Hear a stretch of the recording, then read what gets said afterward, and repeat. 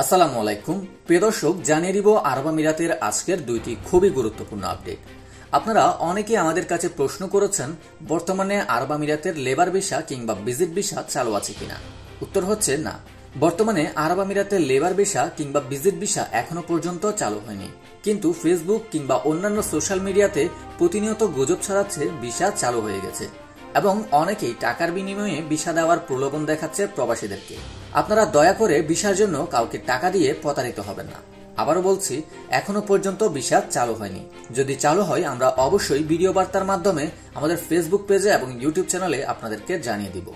প্রিয় দর্শক, আপনারা যারা সংযুক্ত আরব আমিরাত থেকে ইউরোপের ভিসার জন্য ট্রাই করছেন কিংবা ইউরোপে যাওয়ার চেষ্টা করছেন, আপনারা চাইলে এই ভিডিওর নিচে একটি লিঙ্ক দেওয়া রয়েছে। সেই লিঙ্ক থেকে ইউরোপের ভিসার জন্য নিজেই প্রাথমিক আবেদনটি করে ফেলতে পারবেন।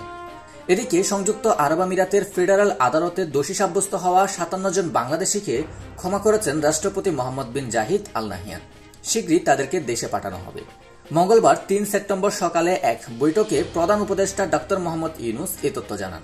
প্রধান উপদেষ্টার প্রেস উইং থেকে পাঠানো এক বার্তায় এ তথ্য জানানো হয়েছে। কোটা সংস্কার আন্দোলনের প্রতি সংহতি জানিয়ে সংযুক্ত আরব আমিরাতে বিক্ষোভ করায় ৫৭ জন বাংলাদেশিকে বিভিন্ন মেয়াদে কারাদণ্ড দেন দেশটির একটি আদালত। তাদের মধ্যে ৩ জনকে যাবজ্জীবন, ৫৩ জনকে ১০ বছর এবং বাকি একজনকে ১১ বছরের কারাদণ্ড দেওয়া হয়েছে। অবশেষে দোষী সাব্যস্ত হওয়া ৫৭ জন বাংলাদেশিকে ক্ষমা করেছেন রাষ্ট্রপতি মোহাম্মদ বিন জাহিদ আল নাহিয়ান। শীঘ্রই তাদের দেশে পাঠানো হবে। তো দর্শক, এ ছিল আরব আমিরাতের আজকের দুইটি আপডেট। আরব আমিরাতের পরবর্তী সকল আপডেট জানতে আমরা আমিরাত প্রবাসী ইউটিউব চ্যানেল এবং ফেসবুক পেজে লাইক করে আমাদের সাথে যুক্ত থাকুন। ধন্যবাদ সবাইকে।